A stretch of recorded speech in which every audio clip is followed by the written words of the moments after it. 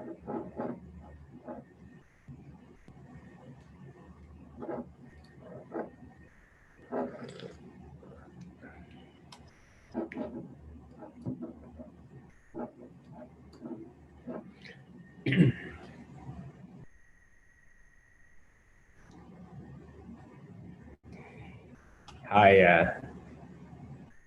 good morning, everyone. And I'm just trying to rotate this. Good morning, everyone. Hope you're well, and welcome to Time Fly number 23 of the Zoom call. Since we started at the beginning of March, and when all these things started, and that was March, and now we're in Zoom call number 23. I'm so proud to talking to all you guys. I'm so proud to be able to keep on doing this because you and I know if one thing that we learn is the persistence does pay, and it has already paid on number front when I started doing this at the beginning of March and the end of March, and now we are in we're in August. I want to let you guys know. Today we're gonna, just like last week, we're gonna talk about update. We're gonna talk about what is the market, how the market we investing in doing well or not doing well. Some of the market we think in terms of the asset type, how they're doing in terms of collections, in terms of actual data from the United States, and we're gonna talk about that.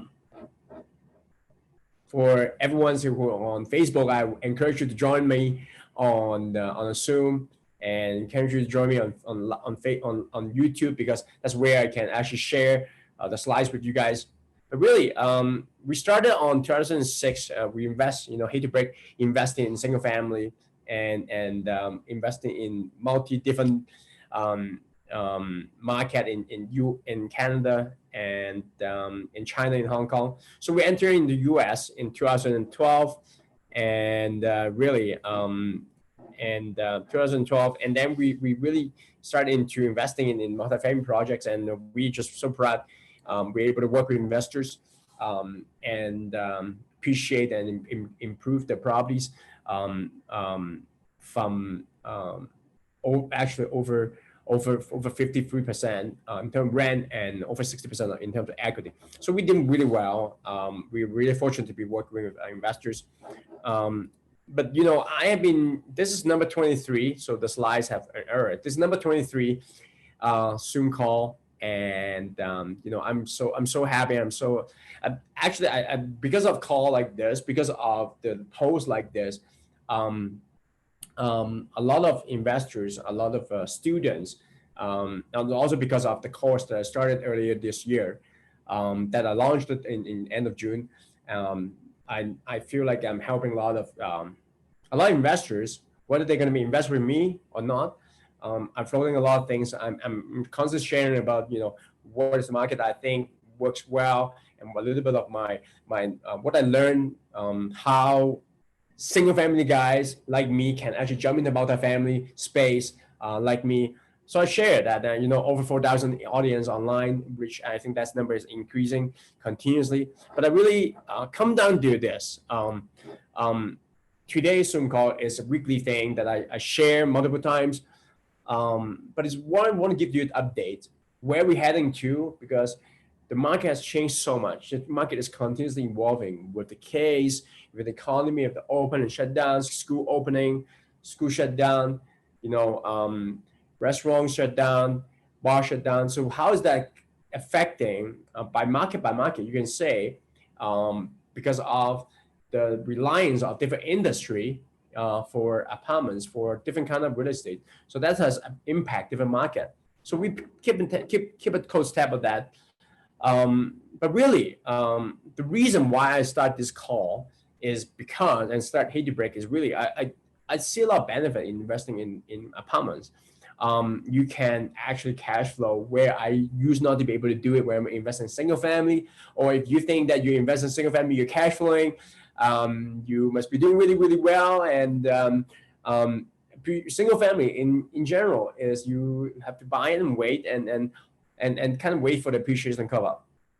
But really, what we find there is investing in hard asset in good area at B and C apartments that actually can improve during the secondary market. Now, a lot of major market is actually infecting, like San Jose, like New York. A lot of major market is having a major impact because people want to move out from those metropolitan, from those MSA, big MSA, and it is becoming a golden nugget for people like us, small guys like us, to be able to go into market that traditionally have strong, stable attendance base, working class, and they everyone is affected, in this kind of pandemic, but they were still really stable because when the economy hits, when your job lost, you're not paying $3,000 rent in San Jose, you're paying $500 per month. So with all that thinking, with learnings we've been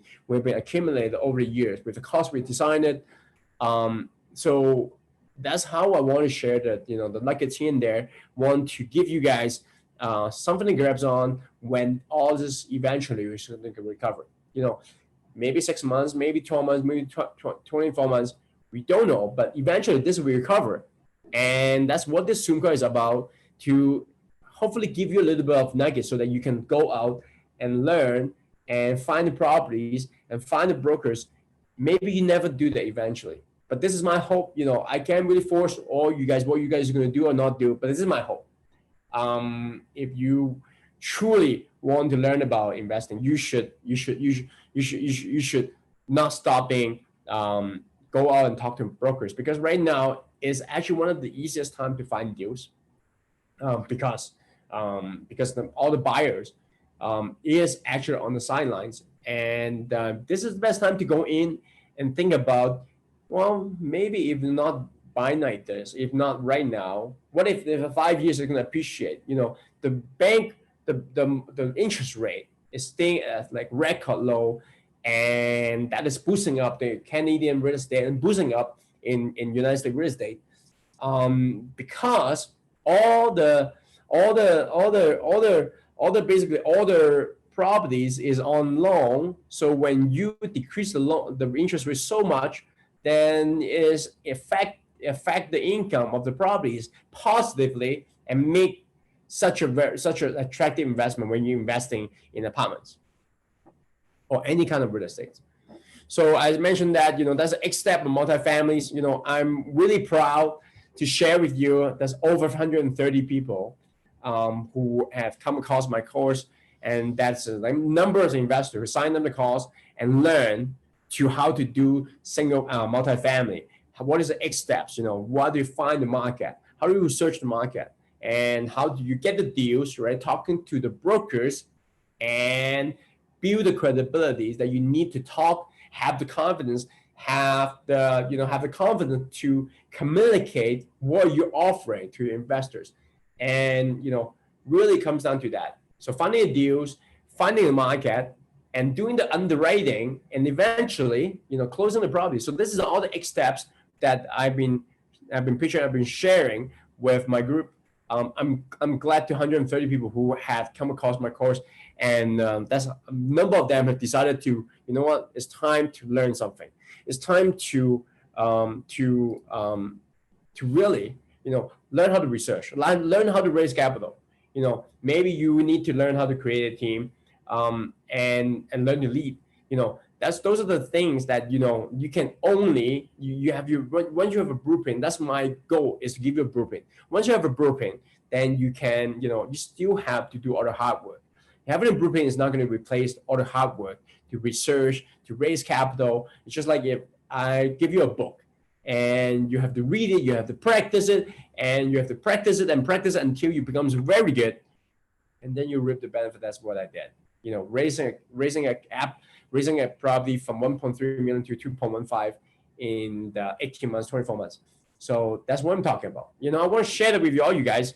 But and that's why I have been on this Zoom call over and over again, because I this is doable, this is achievable. Whether you're Canadians, whether you are minority, it doesn't matter. You can do this, because I see people do it, I did it, and I want to show you how.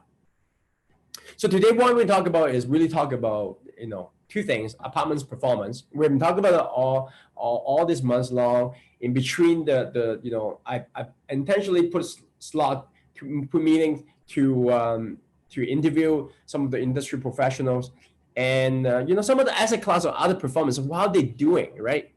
What are you doing? So this is the slide that I really want to show you. When you look at major newspaper and talking about people not paying rent, right? They always want to let you know that people are not paying rent. The government subsidies is stopping. Look at the data. I encourage you to look at the data. Put out all the emotions or the headlines. Look at the data. NMHC. National multi housing in US, basically is kind of thing like, it's a big research organization if you don't know what that is. And they say 90% of apartments pay rent as of 90% of apartments as of I think it's a mustache. 90% of tenants pay rent as of August 20th. So I'm talking about apartments here. So I have a couple of slides talking about other type of asset, but really pay attention.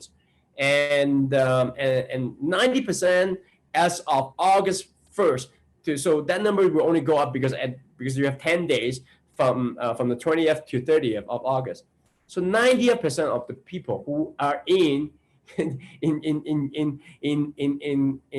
US are paying rent. So that's a great confidence, regardless of what happens, because it's ultimately what we talk about weeks in and weeks out. People need a place to live, whether they may moving in to family, they may moving in to our more affordable apartments, but people are moving. They have to have a place to live, and that's why I'm always so bold, so positive and about apartments, because you don't need to come to like office, boom. Yesterday, I read the news. This is a Regus office. This is a co-sharing office. I ran an office in a co-sharing place in Calgary. Regus just put on a part of portfolio on Chapter 11 in US. And so whether you share office or in the office sector, you're not going to be, forget about that. You're not going to be affected. You're going to be affected, even flexible space like this, WeWork, Regus, all these kind of big one, common. So eventually they will affect it. But one thing you cannot lie and look at this diagram is 90% of tenants still paying rent. Will that go lower as we go in? Of course it will. Don't get me wrong. Of course it will. But you have to pay attention and come into and hope that meeting like this every weeks in and weeks out to give you a little bit of understanding what a market you can invest. Because US is so big, Canada is so big, not the whole country is going down. Half of the market will be severely affected, which can be a great opportunity. But look at this, 90% of people still paying rent. So you can't argue that. So a little bit of updates on various market performance. The impact of COVID-19 crisis on the private real estate has been mostly immensely affected by hotel, retail, and new development. And so projects and sites have been closed and limited. Operation and projects may be put on hold. So, and I have a slides on hotel as well. I think I do. Long story short is they're projecting major income. Actually, right now they're getting half of what they're supposed to be getting last year in hotel. So, office, apartment industry sectors are deteriorated in short term, but expected widespread shutdown due to expected widespread shutdowns. Apologies, but generally these properties will remain open. Offices are temporarily affected, but still a lot of people coming in the office. Are slowly coming back. You have to work. You don't have a choice. You have to go home and sleep. You have to have the place. You have the roof on the top of your head. You don't have a choice, but you have to have a choice to whether you're going to go to shopping or not. You have a choice whether you're going to be using your money to go to a vacation or not, a hotel. So those are affected. So apartments study pipeline facing delayed. That's no surprise, because people, construction worker, they are not going out and build, right? But sector remain essentially even in the midst of this pandemic. This is from Marcus Millichap report 2 days ago. Apartment buildings have posted the highest average rent collection, as I showed you in the last slide, 90% as of August 20th, and compared to major other property type. And it's going to a little bit on the graph heavy today. I want to show you a little bit more data. This is what we, at Apartment Guys, we track and we monitor and keep pay close attention. So what you're seeing is the rent payment trackers on 2019 and 2020 from April to August. So from 2019, you see the graph, so basically 93 all the way to 92, basically largely even. And at the beginning of this year, when the pandemic hit, or a month after the pandemic hits in April, at 89%, and then it go up because of people slowly come back to job, and then it dropped a little bit 90. So you can see the difference, about 2%. So if last year was 93%, this year maybe 90%, 91%. So you see about what I'm showing you here is basically showing you the pre-pandemic last year, 2019, comparing to the post-pandemic, which is right now, or we're in the midst of pandemic, arguably. What is the comparison of these 2 years, right? And it's about 2%. And obviously, we feel the effect as apartments owner, as real estate investors. But you have to pay attention closely, and because this graph can change, can increase, can decrease. But we have some data. We have about 6 months of data comparing to last year, when flu blow, 170,000 in U.S. Casualty, death in U.S. What is all that means, right? Millions of people, 40 millions of people are going to have lost job. What is all that means, right? And as we moving on into September and later on when the election time, what we're going to be seeing this is very interesting, because the payment from the PPP in U.S. is going to be stopping right now. The Paycheck Protection Program in U.S. has stopped at the beginning of this month, right? And who knows what's going to happen? If Biden get in, he's going to shut down the economy, as he said yesterday. And what will all this mean? Maybe it's going to mean it's going to dip down 10%, 20%. We don't know, but we pay attention to this graph, these two graphs. So collection payment and the trend. So we understand what is all that means for apartments as apartments guys. Hotel, not so lucky. And I intentionally pick on hotel because it's just so easy to talk about.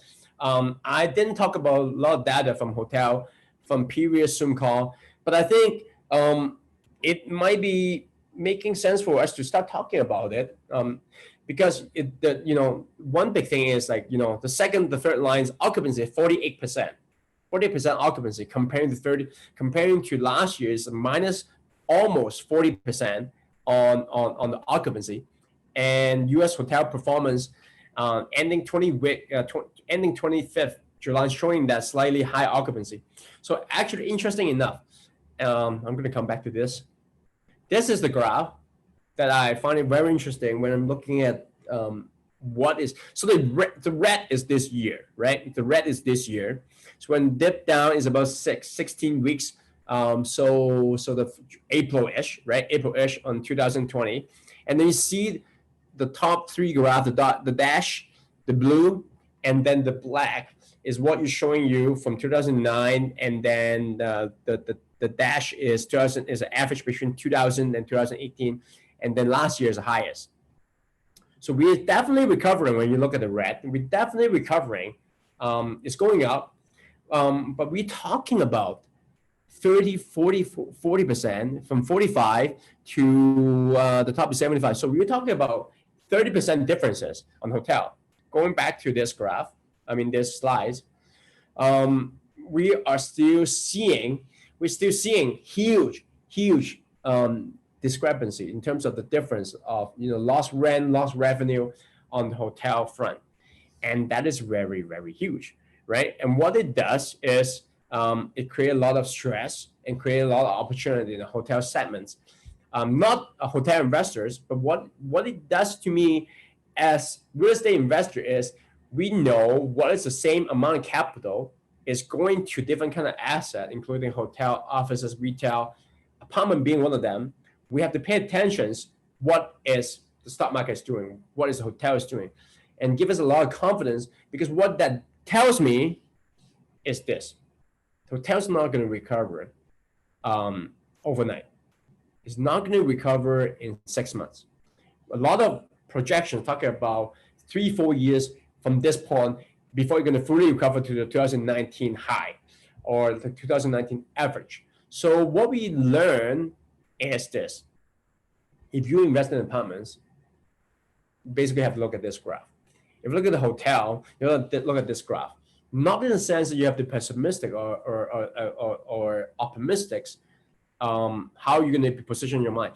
But what it does is basically telling you, if you're going to invest in hotel, you're going to make sure you have 3 years potentially going to be bleeding cash, and that's the risk, right? You can be able to buy a really, really cheap asset, but you're going to be able to make sure you can pay the rent, you can pay the mortgage, you can pay the expense, you can pay all the marketing and all this utility for holding a hotel.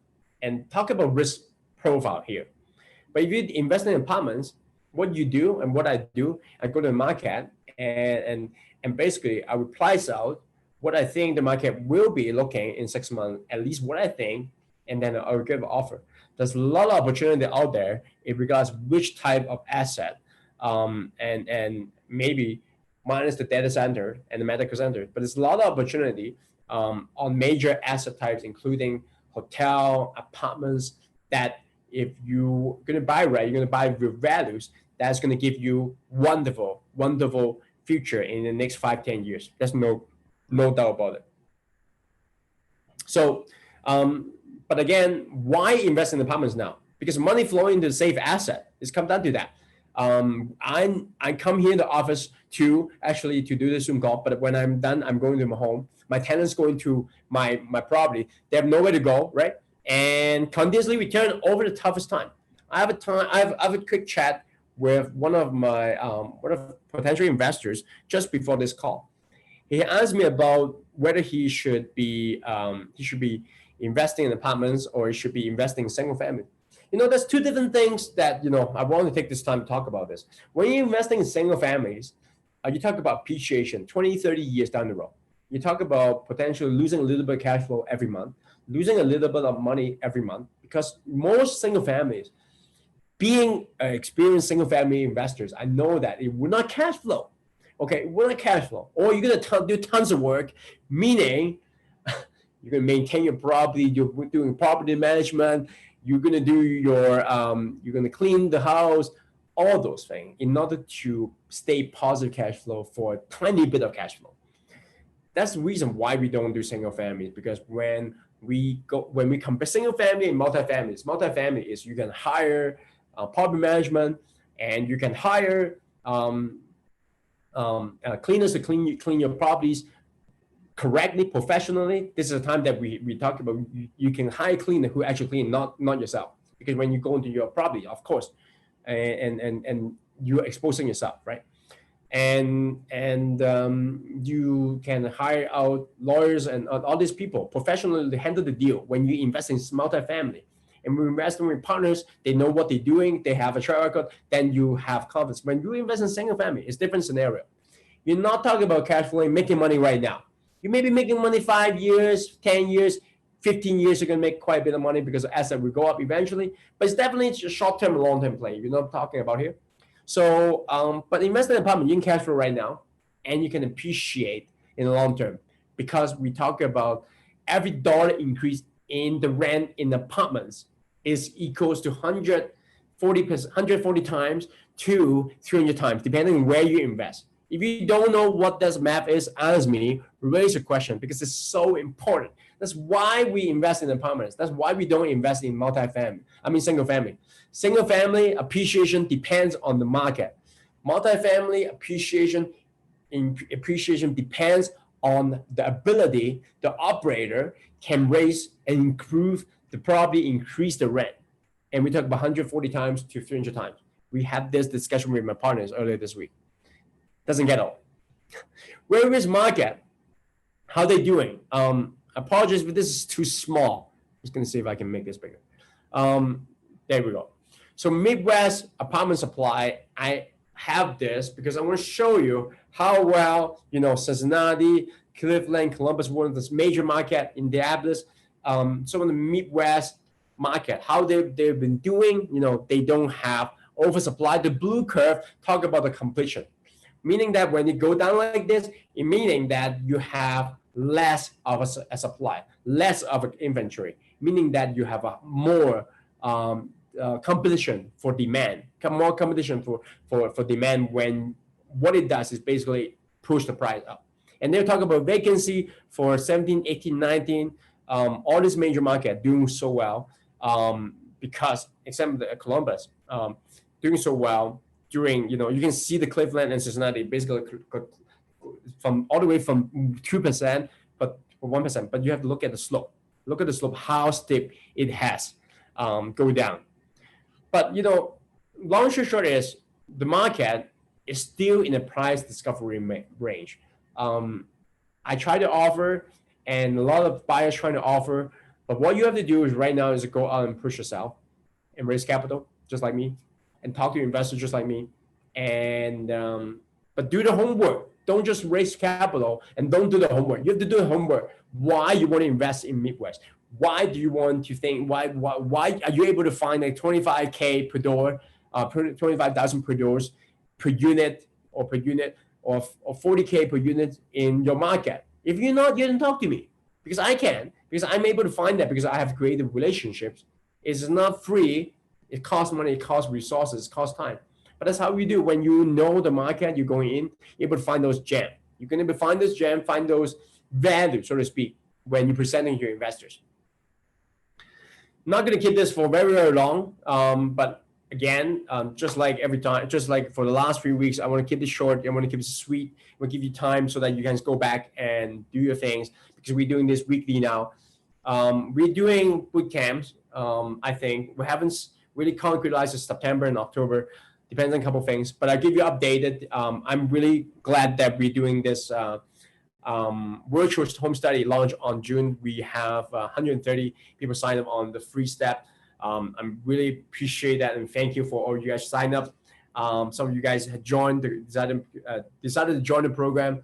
I hope that you learn a lot. Hope that it gives you a lot of values. If not, then you should reach out to me and see how I can help you. If the course doesn't help you, you reach out to me and see how I can help you, because I'm here to help. That's what the course is about, to help you guys at your place, and do it at your home study, at your pace, whatever this, how fast or how slow you want. So we have monthly meetup that we decided. So the Biability Coach Core is we're putting on hold a little bit, seeing how the demands is. And we want to visit the market. We really want to visit the market when all this is opening up. We may have to do one thing that we don't know is we may have to do isolations when we go to US, but that's what we do.